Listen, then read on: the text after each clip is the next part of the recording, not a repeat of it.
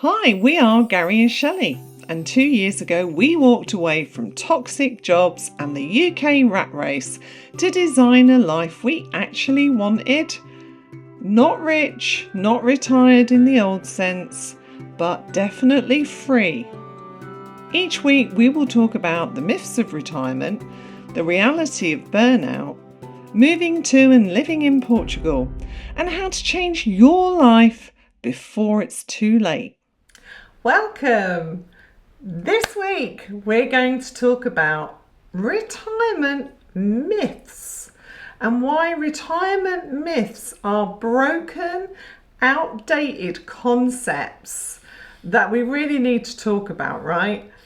And we're going to tell you how we changed our lives, by the way, without being rich, without having millions of pounds in the bank, and how we were finally able to leave the rat race because we thought about retirement differently.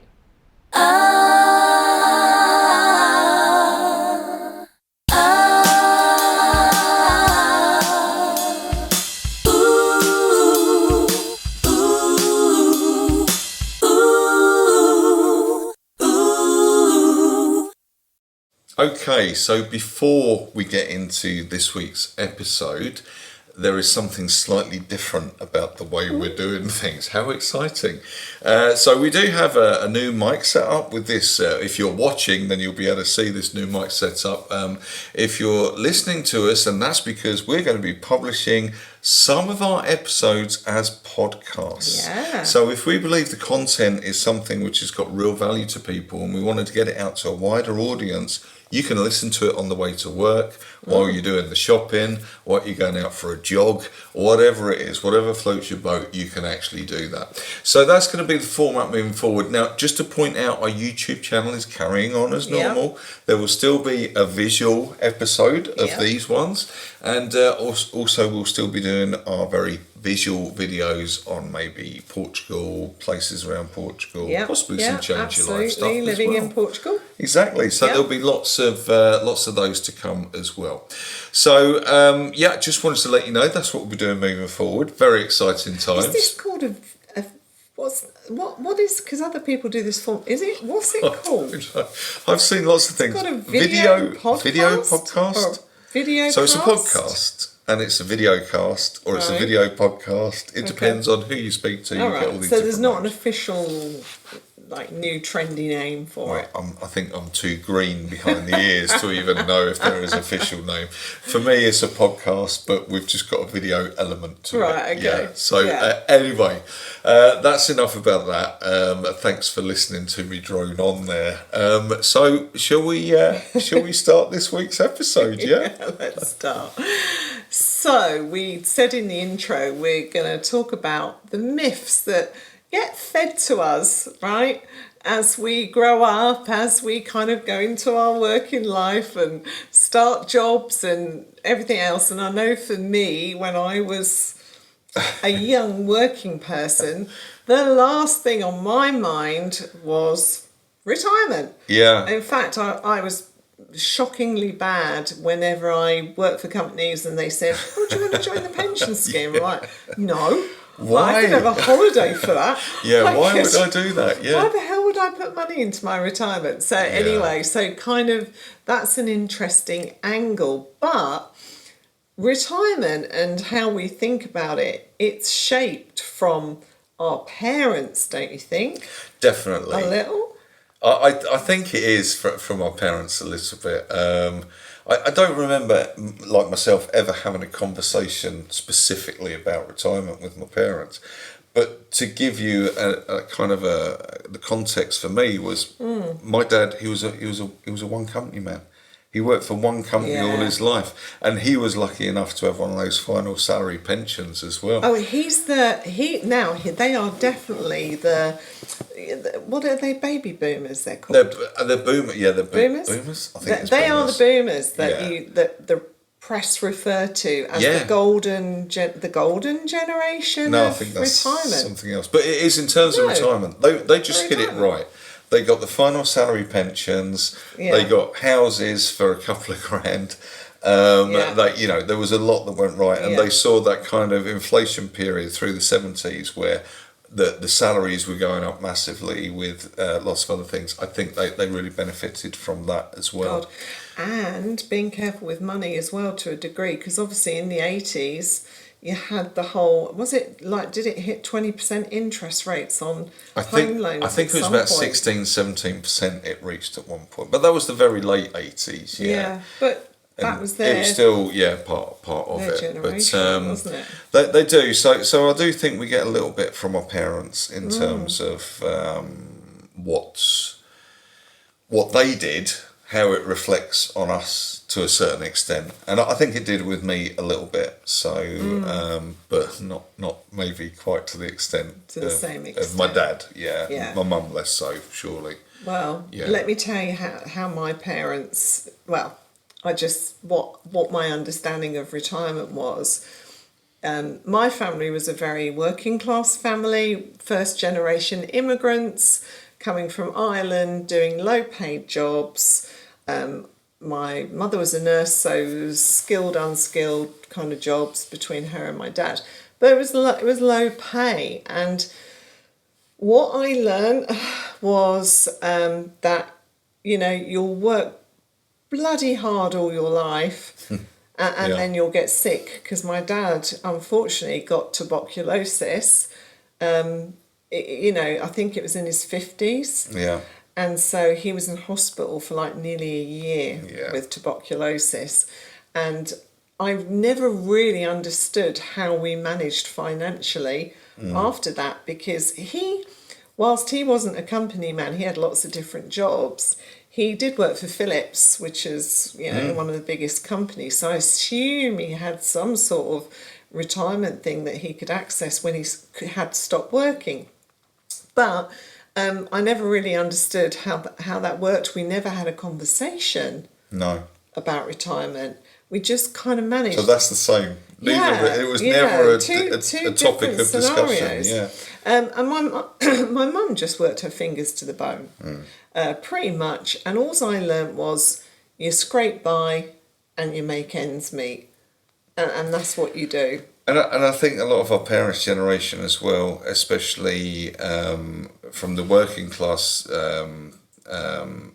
side of things, I think there was kind of almost a reliance on the state pension as well when it came to retirement. Yeah, for sure. And so I think that's the way a lot of people looked at it back then. Yeah, is, the "Don't state worry, pension the was your pension. The state have got me. Don't Yeah. worry." Yeah. Yeah, and um, that was my parents. I think yeah. they probably didn't have any other choice. They Yeah. lived on the state pension. Yeah. And they lived frugally, right? So there are lessons to be learnt from that. Yeah. Sure. But I think we are kind of delivered a script around retirement. Certainly our generation. Our generation. Yeah. And probably the millennials as well. Yeah. Maybe I think maybe those two generations that followed on. So those born in the kind of mid to late 60s into the 70s, and possibly even the early 80s. I think there was a program that we followed through it's life. a script, right? You work until you're 65. Yeah. It was 65 then. Yeah.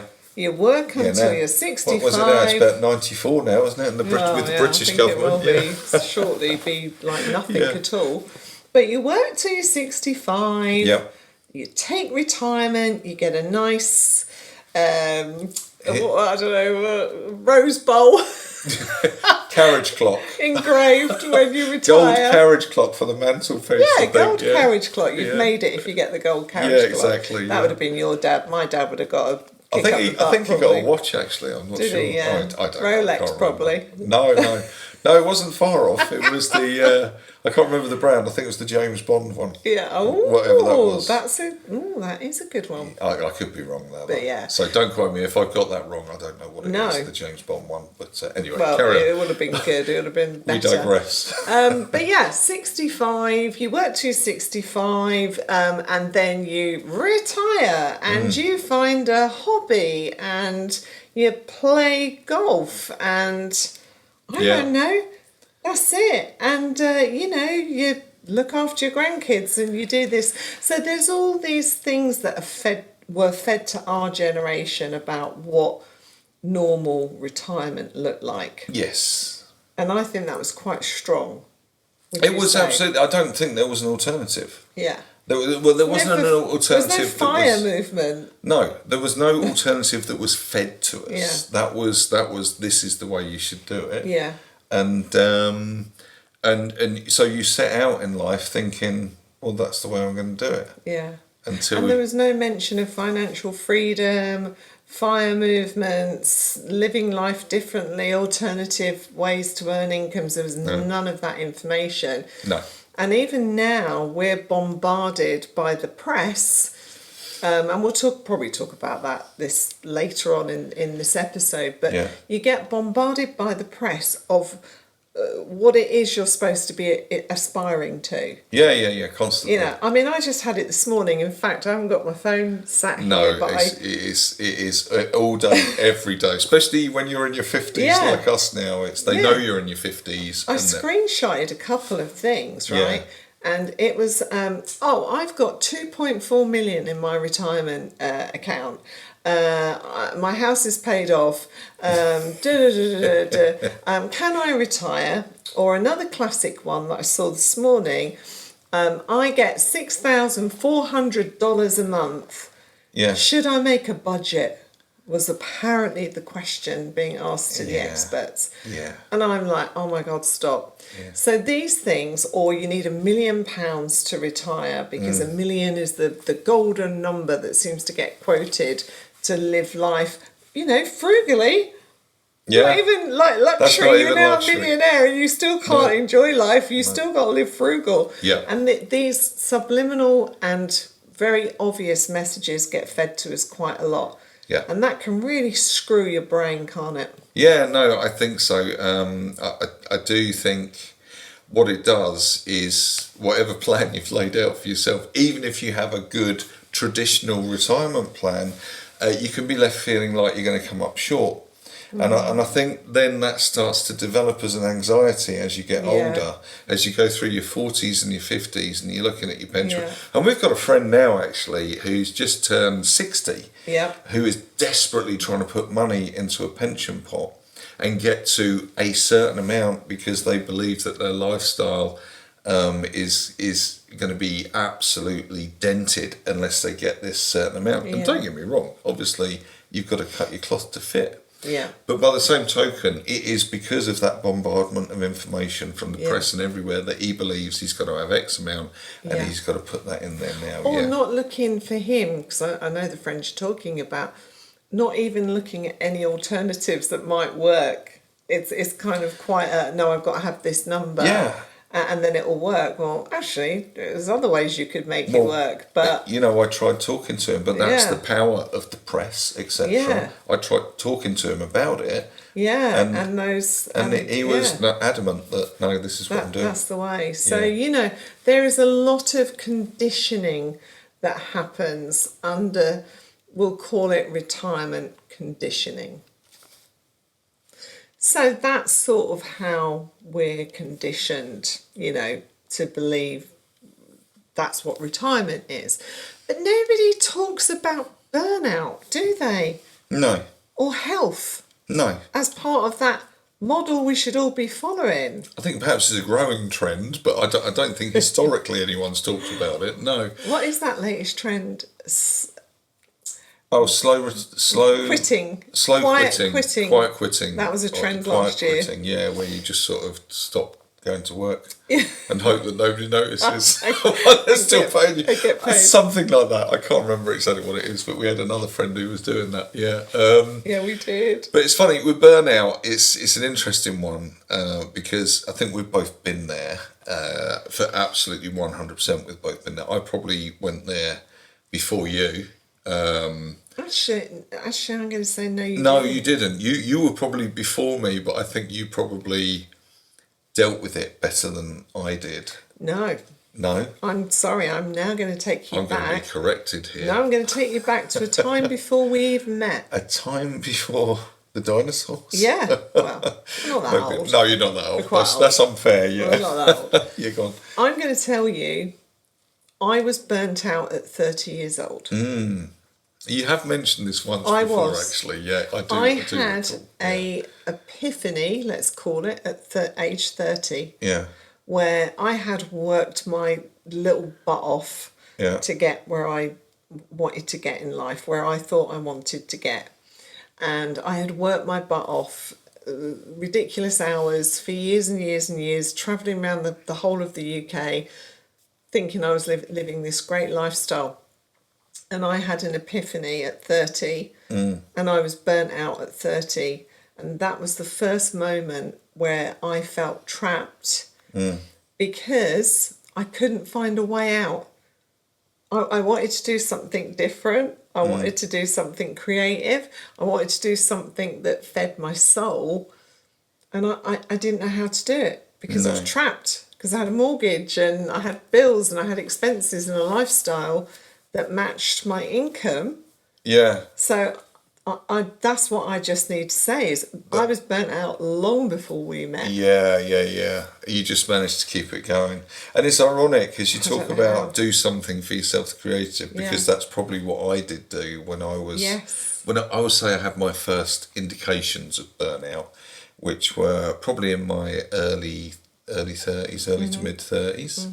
And I just changed direction completely from a professional role in pharmaceuticals, in a management position. Yeah. And then all of a sudden, you think if you're in a good job like that, then when you get made redundant from a company, you just go and get another job somewhere else. But I didn't want to do that because I knew that it would probably finish me off at that point. Yeah. So I went and I changed my direction and I became a professional news photographer and commercial photographer. Completely different direction. And that's probably what saved me at that point. Yeah. But I then went back into the corporate world, which then finished me off completely. So, Finished us both off.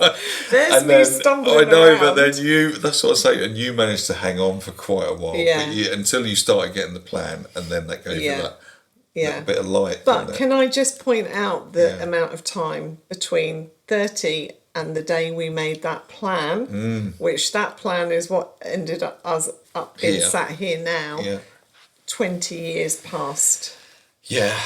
20 It's a long time to be burnt out. It is a long time. Yeah. It is a long time. And so, we're talking about this today. And, if young people are watching this, they might look at us and say, oh, God, old fogies, they get burnt out. But young people get burnt out as well. You young whippersnappers, it can They happen do. to you. And we need to talk about burnout more. And Yeah, we what's do. your backup plan if you burn out or you want to do something different, right?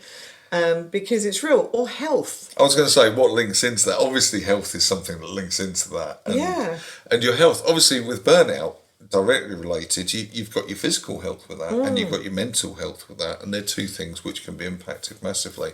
But your health in general is, it could be anything. Well, the mental health crisis that we're now seeing is huge. Yeah. And that, really, really stops people carrying on that path that they might have been, treading with their career and everything else. And so we really do need to talk about that because that is a really big factor. And how you can get to a point before you get to us at 50 to try and change your path. Absolutely. And I think there's another aspect as well, that kind of health thing leads on to that kind of mental exhaustion. And I think some of the places that people work at now are probably less than desirable in many respects, but I think a lot of people have got used to it. And what I mean by that is, I'm going to put it in inverted commas, the toxic workplaces. And I think there are some there are probably some fantastic examples of workplaces which are great and really care for the people, but there are far too many workplaces which you might consider to be toxic. Yeah. And the toll that actually takes on people is massive. Yeah. Absolutely huge, isn't it? And I think with probably both experienced this ourselves, haven't we? Yeah. Or, workplaces that pretend that they care for you. Well, And in that's fact, my one.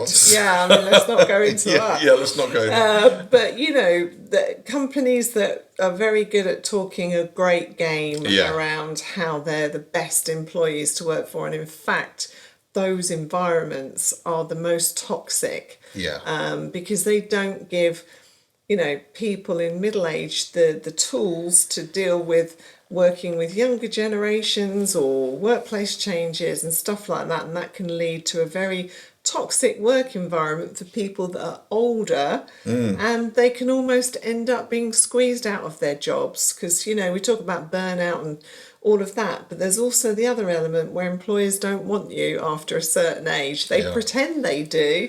They pretend they want over 50s, but actually they don't. So the government did one really good, significant thing. Now, I can only talk about the UK. When was that? When was that? I know. So the government, sometime, was a Conservative government. Oh, really? Shocking.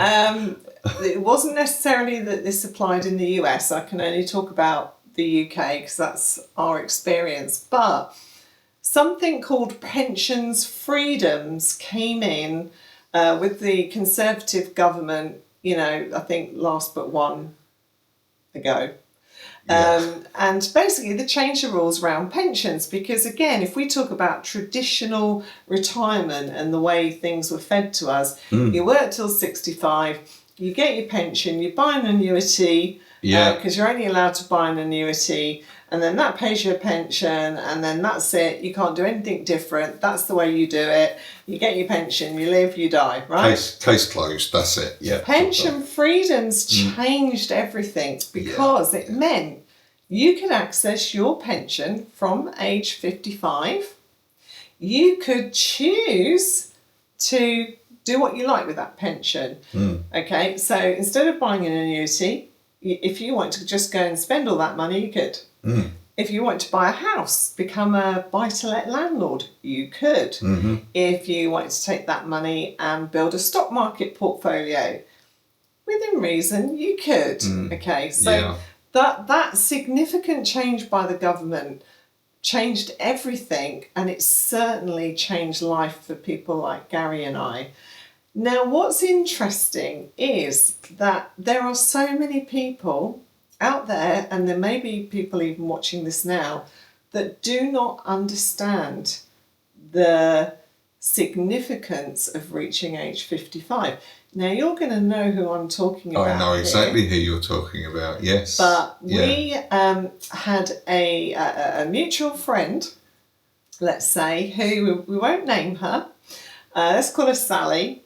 And anyway, I was having a coffee with Sally, and she asked me about, you're leaving, because I'd announced that I was leaving my job. And I was like, yeah, I'm leaving. I'm going to go and live in Portugal.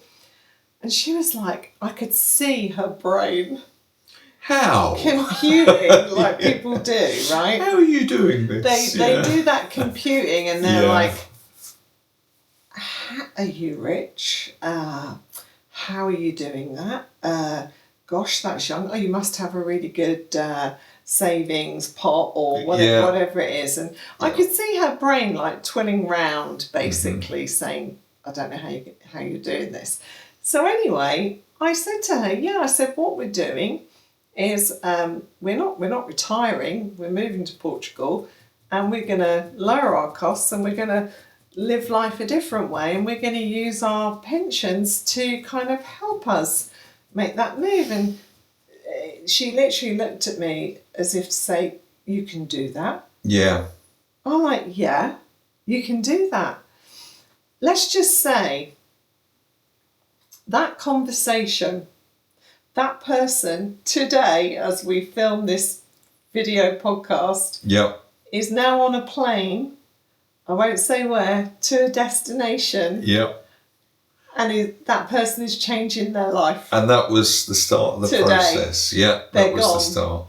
And that was, and Sally never knew you could do that. No. And I think what's really interesting is when I talk to so many people, and people think that people think that we've got money coming out of our ears. And so when I speak to friends, colleagues, people who are curious about what we've done, that is the one thing that really stands out is a lack of understanding that there's more than one way to skin a cat. You don't have to live your life according to what the man says. You can make your own story up. So, and even if you're 30 watching this now, you're young, 55, I mean, they'll probably put the age up because they're talking about it already. Yeah, probably, but, 55 is a significant point for you to make a change. So if you plan for that now,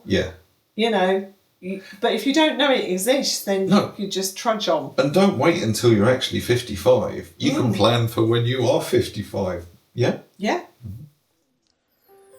Did you know we run a relocation business called Your Casa Key? If you've ever dreamed of a slower, sunnier life in Portugal, we can help you make it happen. From rentals to full property searches, we can even help you buy a home.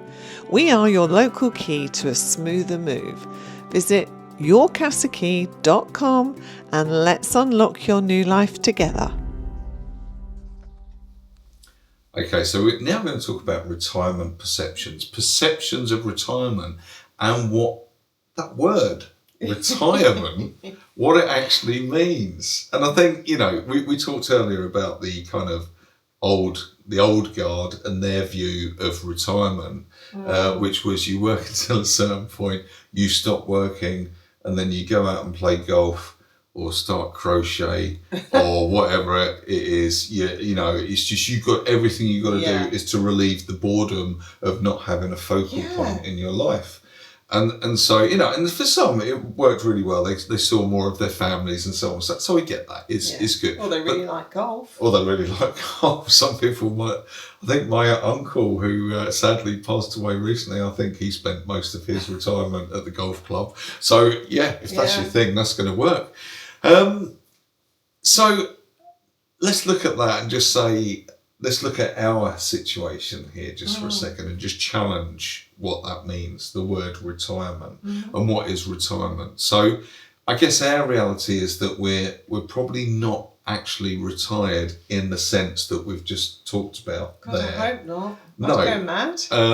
All we've done really is we have removed ourselves from that daily grind, and that word that we've used many times in this episode so far, which is we have got out of the rat race. That is what we have retired from. Yeah. But what that means is that we now have a freedom, don't we? And that freedom is to, if we want to go to work, we go to work. So we've got some money to fall back on, a cushion that is underneath them, which is our pension, which we've talked about. Yeah. Pensions. Yeah. But we have the freedom to go out and do some work. But most importantly, when I say work, I'm not talking about I'm pushing trolleys down at Waitrose here. Although that would be fine. I'd love to do that. That would be a great job, actually. I'd be brilliant at that, tell you. But anyway, let's not go down that road. You talk to all the customers too much. You'll probably get sacked. I'll get sacked for talking too much. There'll be no trolleys being collected. That was the trolleys. Oh, it's him over there. He's got 300 of them. That running away. Anyway, the point is we have the freedom to work on our terms, don't we? And I think that's the most important thing. And doing work we actually want to do. Yeah. So we're creating a new world for us. And, okay, I'm not a golfer, but I think maybe in 10, 15 years' time, I'm a photographer. So maybe I'll spend a little bit more time doing that. Yeah. But the thought and challenging that whole retirement, retirement, and that word of you get to a point and suddenly you stop and your whole life changes overnight. I mean, that's crazy, isn't it? It is. I love how you summarised it there. We're not retiring, we're retiring from the rat race. Yes. So, going on to those retirement myths, if we carry on about the retirement myths that we were talking about that we get served up. So, you need $1 million to retire, or whatever number gets flashed up to you on your news feed. On my news feed, it's always $1 million. Yeah. I mean, and you know, it's always a million. But what also goes with that is you must own your own home. Oh yeah. Because it's going to pay for your care home when you sell it later on and all that rubbish. Yeah. I mean, I know there'll be people now screaming possibly at us, saying you're being irresponsible, right? And you've got a plan for your care. No. Gary and I have already talked about this. We have a plan if we ever get to that kind of point. Yeah. And it doesn't involve a care home. I can tell you that for nothing. But that's another video or another podcast all on its own. Yeah. But yeah, you must own your own home just so that you can pay for your care later in life. No. Not going to happen. Okay, well, just leading on from that and being irresponsible, what about assets and money and leaving it for children or relatives or dependents or whatever? I mean, that's another one, isn't it? That you have to have. So accumulation of wealth throughout your life, working your butt off, not spending too much money, doing everything right, saving, buying a house, just to leave it all to your kids. And God forbid you might want to touch any of that money to have fun, right? I mean, God forbid any of us would want to actually have fun because we work really hard. Yeah. So that's another thing, you know, all retirement myths, when you're looking at financial planning and financial models out there, they say you must keep every asset you've got intact. Yeah. Your retirement pot, your home, I don't know, your this, your that, it must not be touched. And do you know what? You see where this is. You see what this is. I'm just going to put an overarching phrase on this. This is about reducing risk, isn't it? And that's what they're teaching you to do, is to get the risk down to negligible amounts. Yeah, to get it down to zero, which is... Yeah. I mean, some people will want to do that. Yeah, I get that. They will. And look, we're not dissing that, and we're not saying that that is horses for courses. What works for some people, you know, that works for them. But this whole thing about this 4% rule, most people our age will know about the 4% rule, which is... What's the 4% rule? I'll explain it to you, Gary, if you don't know it. It is, so basically this £1 million pension pot thing, right? It comes from, you must have 1 million. If you've got 1 million, then you can take 4% of that pot a year, and that will give you an income, and you won't touch your 1 million. You can leave it all to your children, who will go and blow the lot on fast living. And you, Mr. Gary, you've got to live on 4%, which I think if you even take 5%, that's 25 grand a year of 1 million. No. 10% is 100. 50. No. 5 is 25 out of 1 million. No. 1 million, 10% is 100,000. Yeah, 10%. But if 4% would be 40,000. Yeah, 40,000. Yeah. Okay. Sorry to correct you on your maths there. But... My maths is not my strong point. But, you know, so you've got 40,000, and God forbid you don't want to spend any more than that 40,000, because you have to keep that £1 million intact. Yeah. Well, it looks like our producer has joined us now. Yes, her boredom threshold. For those listening to us on a podcast, our lovely dog Lana has just decided that she's bored and she wants some attention. Yeah, or she just wants to be in on the action. She does, yeah. She makes a good producer, actually. So let's talk about kind of other ways that you can break free from the rat race, because that's the point of this video. I almost broke into song there as you... want to break free. Oh yeah, we should have that. No, let's not go there. Okay, I want to break free. Carry on. Yeah, all right. Don't start me singing. So other ways that you know, paths to freedom. What can you do? What kind of ideas? And then we're going to tell you what we done specifically to get to this point. Yeah. So you can use your pension and your assets. Let's call your assets. Your asset could be a car. Your asset could be a house. Or it could be... assets. Well, you could have thousands of items. You might have a bit of crypto. whatever. There's stuff that you have. You might even have a load of antiques. physical items in your house, exactly. Good wine. Of value that could be, if it's sat there and it's not doing anything, then turn it into something that could help you bridge the gap. Yeah. So it's looking at your assets. What assets do you have?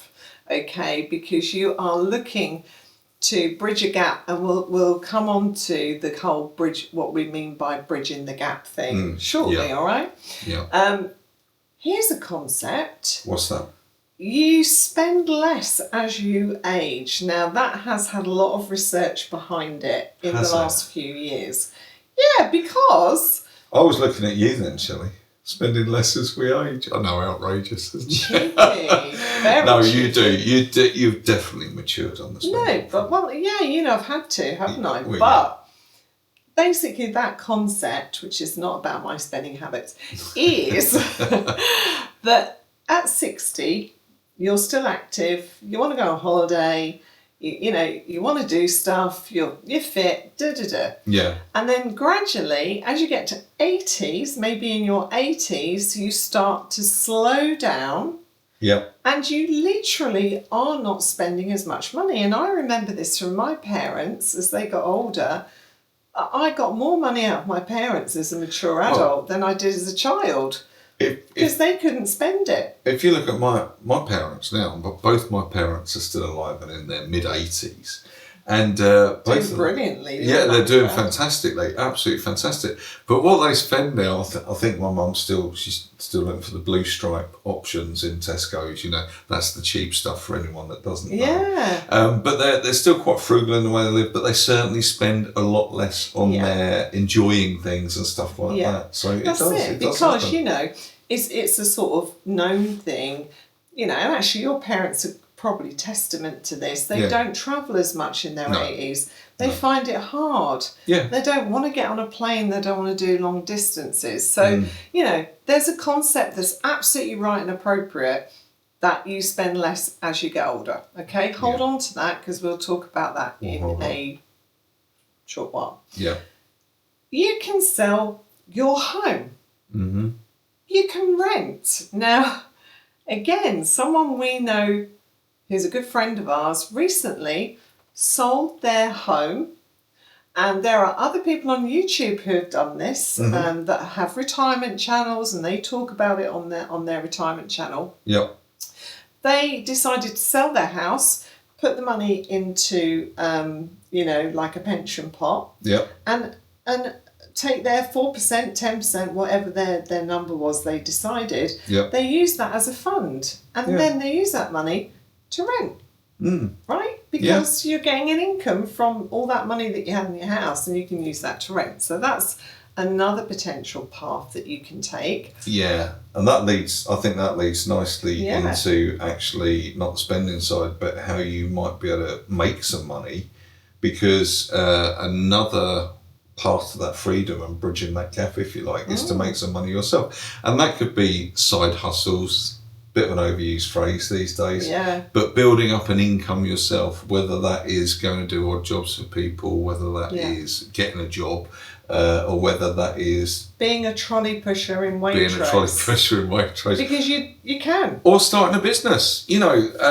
can still go out to work, even if and there are so many cases of people who've retired who go out to work just because they want the social aspect of it. Forget the money, that's always useful. Yeah. But the social aspect of it is massive as well for many people. But you're right, sometimes having that pot of money is helpful because it gives you the startup capital to start a business. Yeah. So that's definitely an option. Yeah. Here's a strange concept. Ask Gary about his tech as he wanted to mention my shopping. Well, no, because you were talking about funds earlier, like special funds for renting, and I'm thinking, well, you're not going to mention my tech fund, are you? I'm not going to mention your tech fund yet. I have a special fund for tech. And we'll talk about this in much more detail shortly. Lowering your costs. Boom.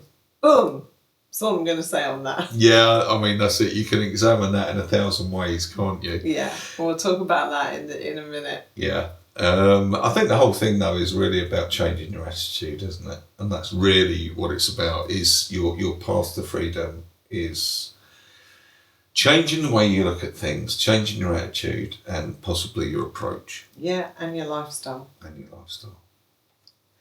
Okay, so let's tell you now, go through how we did what we did, right? Yeah. Our approach, how we changed our lives.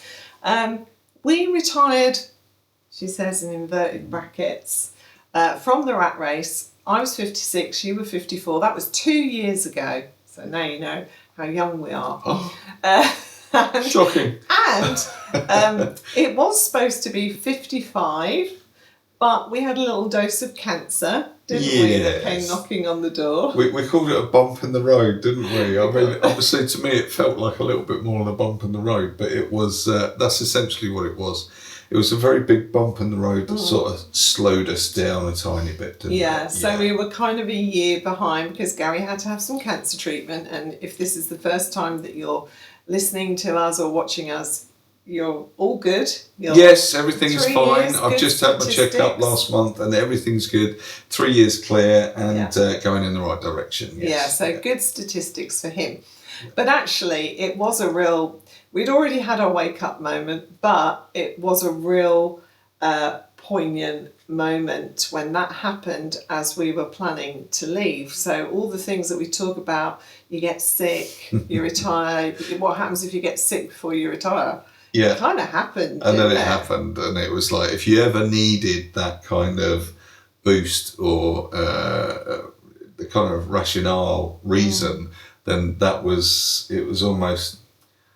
I don't want this to come across the wrong way, but it's almost like it was meant to happen to reinforce the idea. But it wasn't before, because we had a light switch moment, didn't we? Well, yeah, and I think that's kind of what I was saying earlier when I said you don't have to wait until you're 55, you can start planning before. And that's kind of what we did. We had that light switch moment where we just, 50. Yeah, I was 50. Well, you're at 50. You were 50. It's a 5-year plan. Was that was pre-COVID, wasn't it? I think pre-COVID. It was pre-COVID. So it was even before COVID when everyone started changing their lives. But it was before that. We were early adopters. We were ahead of the curve. Yeah. So, but the point was, you have that light switch moment, and you just say, sod it. This is what we're going to do, and that's exactly what we did, and that was at 50 years. And that's in our backstory. If you want to know more about our light switch moment. So what we did is we sold our home, okay? We sold our home, and with the equity from that home, we were able to buy a home in Portugal. Mm-hmm. And we talk about Portugal a lot and why we came to Portugal, so we'll not go into that on the podcast again. You can go to our back episodes and you can read lots about that. But we needed to lower our living costs quite significantly to be able to do what we needed to do. So with the equity from our home, we moved into rented accommodation because we wanted to be very liquid and very fluid. Yep. And we used that equity from our home to buy a home in Portugal. That then meant, not at that moment in time we'd lowered our costs, but in the future, when we were ready to make the jump, we were ready. Yeah, we were ready to lower our costs, because the cost of living for us in the part of Portugal we chose, the cost of living compared to the cost of living where we were in the UK was significantly lower. And we do always talk, don't we, about Portugal not being cheap. No. We are referring specifically to the cost of housing being much cheaper in Portugal. So, no big mortgage to no mortgage or big mortgage to small mortgage. Mm-hmm. You can lower your housing costs, and that is a massive issue in the UK, is the price of houses. Yeah. And things like council tax, which we were paying how much a month? We were up near to the 300 mark, I think, 250, 300. 200. Yeah, you've gone a bit... Actually, in the other house, in the house we owned, we were near a 250. This is why I'm like, it was high. It was horrific, whichever way. $2,500 a year to like £100 a year. So, big differences. Big ways that we could make savings, okay? And now I'm going to talk to you about minimalism, because this is a concept you introduced to I was me going to say, this is many probably years my ago. area of expertise, actually, because I was going to say you're not just lowering your living costs, you're lowering your burden on your life in terms of and I think, yes, I introduced you to it. Yeah. Don't get me wrong, we didn't go full minimalist, did we? I don't think that's ever going to happen. We went full I mean, you've maximist, minimalist. I'm going to say, if you're going to watch on the video, then you will see that this is not a minimalist house, because we just have a plastic chair in the middle of an empty room. So that would be the full story. But what we meant by the minimalism is about slimming down everything, wasn't it? It's about really looking at what you need in your life rather than what you would like to have in your life. And how we change that when you talk about this house specifically. Well, we had to because we were moving from a very large farmhouse, weren't we? And we were coming to what is essentially a smaller property. Yeah, a small house. We have one room downstairs, one room that's all-encompassing, a few small bedrooms, and we got some outside space and but essentially quite a massive downsize. Yeah. But the minimalism and the light bulb and the switch that goes on, and I was trying to explain this to a friend of ours the other day who wants to retire but doesn't really want to give up anything, right? I want it. Another song. I want it all. I want it all, but I want to retire. And we were having this whole conversation about, I said, in our old house, I loved that big Victorian stone, semi-detached house that we decorated beautifully. And I spoke to her about the fact that there were about 5 of those rooms that we never entered. Yeah. And Gary and I would end up in the same little room, and it was kind of like an old Victorian house. So it was like a room that was in between the kitchen and the lounge. Yeah. And it was a tiny room, but it was the warmest room in the house. So we would literally spend our lives in this little room. It was called an ante room or an antechamber. Antechamber, yeah, or something like that, because it's Victorian and it's just a weird room. It was, I don't know, to prepare yourself for the dining room. And we had a table in there and it was cosy. No, it's lovely. Yeah, whatever. Perfect. Anyway, and I was saying to her, I had this wonderful dining room that was absolutely beautiful, full of French bloody antiques, because we were running a linen business at the time, and so selling linens was we still do that, but it was a big thing. And I said this room was stunningly beautiful, this dining room, and all I ever used to do was take pictures of it. Take pictures for Instagram. I was going to say, I think we probably had about 2 meals in there in the time that we were there. We would never use that room. We never really used the big lounge room until it got to kind of winter, because it was the only place that had a fire. Yeah. And then the other rooms just used to walk past them, look at them. Very nice. It wasn't that pretty. Yeah. The house wasn't used. No. And what's the point of having all that? What is the point? Yeah. And now, okay, sometimes this house can be a little tight, but we use every inch of space where we are now. So that's the kind of minimalist thing, isn't it? In action. I guess it is. I think it links into it. Yeah, absolutely, 100%. What you need rather than what you want. Yeah, exactly. Because lots of people, when they talk about moving to Portugal specifically, they might say, "I want a big house with 17 bedrooms and this, that, and the other." And True. Or 17 acres of land. Or 17 acres of land, which if that's a lot of potatoes. Yeah, it is. It kind of, that segues nicely into the kind of the habits that you develop over time. And I think that's one thing that we had to look at. And I guess the easiest example to demonstrate what we mean by the habits is something like when you're on your way to work in the morning, you stop at a named coffee shop or something like that, where you're going to go and buy a coffee every single morning at whatever that costs. Yeah. So that's one thing, that's one thing that we started to look at, I think. We looked at every single cost. Exactly, but it wasn't just that. It was, what are we doing in terms of clothing, in terms of vehicles, in terms of, everything, wasn't it? And it was a case of, what do we need? And what can we lose? What can we get rid of? Yeah. And sometimes you've got to work a little bit harder to get rid of some of those habits. But it's worth examining. Anything that has a cost to you is worth examining, isn't it? What do you do with that? Because we had to go through that process and slim everything down. We did, and a frightening moment for me. You talk about coffee shops. You know, I had access to quite a few of those. You did, yes. And, you know, healthy food places, takeaway healthy food places. And I totted up what I was spending in a month when we started to say, right, we're serious, we're going to make this happen, we are going to minimise every single cost we've got. Yep. Well, first we had to understand what we were spending. Yeah.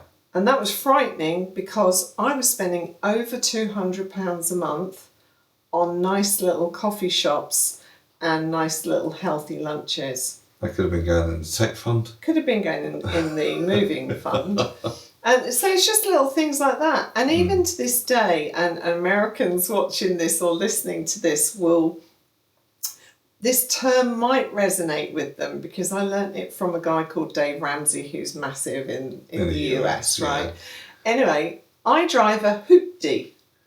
And I still drive a hoopty. The same hoopty you had in the UK. That I had in the UK. Because my first revelation around our 5-year plan was, I don't need to have a lease car, a loan for a car. Loans are expensive, lease cars are expensive. I need to pay off my car. So we literally threw everything at paying off our car. And so we then owned that car. And I've been driving that car ever since. And that freeing up that payment, I mean, that made a massive difference to us being able to do what we could do. And someone made a dig about my car the other day, and I won't tell you who. No. But they basically said, "Oh, your car doesn't cost a lot to insure, does it?" And it was a bit of a snobby take, right? Yeah, yeah. And I just thought, I don't care. I actually don't care. Now, 5 years ago, 10 years ago, I would have really cared what that person thought about me. Well, yeah, because I had a status and I was important and I had a big job and I should have a big car to go with my big job. But even in the last kind of 2 years of my job, my team, who were all on a lot less money, would have better cars than me, be driving to work with BMWs and, you know, brand new cars, and everyone would be like, "Oh, you're still driving that?" I'm like, "Yeah, it's just a car. It just gets me from A to B. It does a good job of doing that. I don't care." I lost caring, right? And that was you became change. Yeah, you became less obsessed with your status in Yeah. terms of it became irrelevant because what mattered was how you live your life, Yeah, which exactly. is the most important thing. Yeah. So, you know, shopping in Lidl and people making digs about where you shop, I don't care. You know, I will shop and I will act where I get the best value for things. So that is definitely a big thing. Yeah. Old habits. And that is part of the habits, isn't it? Of course it is, yeah. It's how you think about things and how you approach things. Yeah. You see, the car thing was never an issue for me because I always drove crappy cars. So Well, you didn't. You had a nice car when I first met you. Well, that was a company car, so it didn't really count, does it? True. Yeah. Anyway, we digressed a little bit. And then, of course, there's using your pension flexibly. Okay, and again, we'll talk about this. You are definitely more of an expert on this than me. Yeah. How you use your pension flexibly. Yeah. So those are the things, the type of things that you can take into consideration. Mm-hmm. So using our pensions flexibly. Mm-hmm. So this was the critical key point. So we've sold our house, we've bought a house, we've lowered our costs, we've lowered our lifestyle, we're living frugally, we're saving, we're paying off debt. Those are all the things that we've done. How we could then look at our pensions was we have 2 pension pots and we were 54 and 56. So we looked at the amount of money that we had in those pension pots. We moved them into self-invested so that we were choosing our own retirement, plans, funds, investments, level whatever. of risk, etc. Yeah. Level of risk. And we looked at those pots in totality, and we applied a different way of thinking, which wasn't take that pot, take 4%, that's what we've got to live on. We were like, no, we don't want to do that. What we want to do is we want to move. We might use more of that pension pot in our first few years in Portugal. So we might take a higher percentage than 4%. We might take 10%. And that would help us to establish ourselves here while we are setting up different income streams to, live life a bit differently. And then the idea being that we use that pension and then it starts to come down and down and down and down as we build up and up and up our income streams. Okay, following me so far? Yeah. So that's that bit. And then, so we wouldn't use all our pot. No. But the idea was that we've got to bridge the gap between the age we are now and when we get our other pensions, which is our state pensions and private pension. Yeah. We will get those at 65 and 67. So if we retired at 56, do the math, you're good at this. 11 years till 67. To 67, 56, Yeah. 11 years is the period of time before we get our state pensions and other pensions. Yes. Okay? Yeah. So we've got 11 years where we need to bridge the gap. So that will be a mixture of our retirement pots and our earnings. Yes. And that would give us an income, and then gradually that would reduce, and hopefully we won't spend all of our that's the idea, pot isn't by the it? time we get our state social security in the US pensions. And that is what we've done. And we don't have $1 million, we don't have loads of money. No. We're not rich. But we are rich because what we've done is we've gained freedom. Yes, we have indeed. So I think we're really rich. No, we are really rich, and obviously it's all culminated in the move to Portugal at the end of the day, which is kind of what we decided was our target at the end of the day, was to move across the ocean, but it's not really, across Europe, across the Bay of Biscay. Yeah. And we've come to Portugal, and we're living a much richer life than we were previously. So that's how we did it. Okay, so I think we've put a lot of meat on the bones there. Do you like that? Did we? We put it on. We put the meat on the bones, not take it off. Yeah. Hopefully we have anyway. Which brings us towards the end. But Charlie's getting tired now. Yeah, I must be. Yeah, if I talk for more than 10 minutes, that's my word count used up for a week. Yeah. There's a question though. Is I guess what if someone was in that situation? What would you say to them, Shelley? I'd be curious to know what you would say to someone. What, somebody who feels trapped? Somebody who feels trapped in their life, yeah. What would you say to that person? Well, I would say, first of all, there's hope. Okay, there is always hope. And it doesn't matter what age you are, whether you're our age and you're thinking about how you can do things differently. Well, we've given you some ideas in this video about how we did it, what we looked at, what assets have you got, can you lower your living costs, could you live in another country? And even if you're young, the same thing applies, because we watched a TV show not long ago about a young British couple who had left the UK. They had 2 small children, I think they're in their 20s. At the very most, they're in their early 30s. And they moved to Bulgaria. And they bought a house for 8,000 euros or something, right? Yeah. And they changed their life at that age. Yeah. Gary's son and his girlfriend, as we speak, are living in another country. They have a fantastic web design business. If you want to check that out, we'll put it in the notes. They have changed their life. Your son is 27? I can't remember. Years old. He's 27, yes, he's 27. Top test. Well done, yeah, well done. He has changed his life. They have changed their life. They've come out the rat race. You know, they're not dissimilar. Yeah. So age is not a thing. It is about thinking laterally and differently about the things that you could do to move you to where you need to get to, and how you could live differently. And what's important to you. And what's important. Yeah. And how you can support a living outside of the handcuffs that we're given in corporate jobs. You know, the cuffs that keep you in that job forever and ever and ever, amen. The golden handcuff. Because you spend too much money, so you have to do these jobs. So that's something you could do. Look at the video again. Look at the ways you could release equity. Think about how you could live. And most importantly, make a plan. Because our life didn't change until we made a change of plan. Do you like that pun? Yes, that's very, very good. Which brings us perfectly with that wonderful pun and summation of what we've been talking about. It brings us perfectly to the end of this week's episode.